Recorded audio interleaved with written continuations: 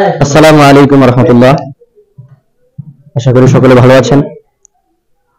আজকে আমরা এমন একটা সময় উপনীত হয়েছি যে সময়টা খুবই বেদনাদায়ক, আবার অন্যদিকে তাকালে দেখা যায় সময়টা খুব আনন্দদায়ক। কারণ হলো দীর্ঘ 1 বছর পর আমাদের মিশকাত শেষ হলো। তো শেষ দরজ দেওয়ার জন্য শুধু ঢাকা থেকে আসতেছেন আমাদের শাইখুল হাদিস ইবনে শাইখুল হাদিস জনাব হযরত মাওলানা আল্লামা মামুনুল হক সাহেব। ইনশাআল্লাহ আল্লাহ তাআলা যদি সহি সালামত তাকে আনেন, আমরা তার কাছে শেষ দরস তার কাছ থেকে নেব ইনশাআল্লাহ। তো এর আগ মুহূর্তে আমাদের ছাত্র ভাই সকলেরই হৃদয়টা খুবই বেদনাদায়ক। এখন মনের মধ্যে অনেক বেদনা জমা রয়েছে। তো সেই সুবাদে সকলের কাছে যাওয়াটা সম্ভব হবে কিনা জানি না। প্রথমেই আমরা আমাদের অত্র মিশকাত জামাতের প্রথম স্থান অধিকারী ছাত্র মোহাম্মদ আব্দুর রহমান ভাইয়ের কাছে যাব, যে তার মনের অনুভূতিটা সামান্য সংক্ষিপ্ত সময়ের মধ্যে তার মনের অনুভূতিটা একটু আমরা শুনবো।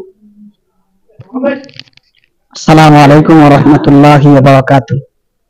প্রিয় ছাত্র ভাইরা, আপনারা অবশ্যই অবগত আছেন আজকের আমাদের আখেরি দরস প্রদান করবেন আমাদের অত্র বাংলাদেশের গৌরব আল্লামা মামুনুল হক সাহেব।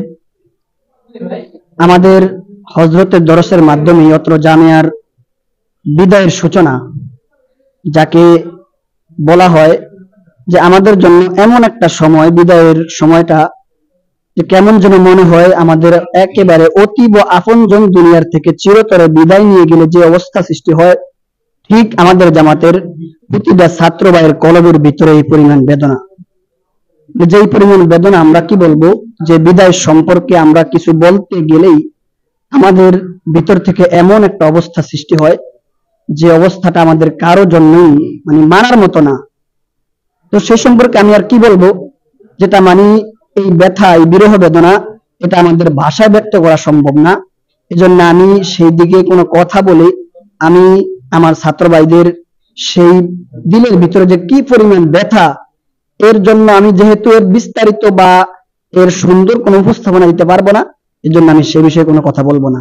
যাই হোক, সর্বশেষ কথা হলো অত্র জামিয়ার সমস্ত আসাতিজায়ে কেরামদের নিকট আমাদের আকুল আবেদন, আমাদের পিতৃতুল্য সেই বাবাদের কাছে আমাদের আরজি, আমাদের এই বিদায়ী কাফেলার সকল ছাত্র ভাইদেরকে আপনারা নিজেদের সন্তানের মতো ক্ষমা করে দিবেন।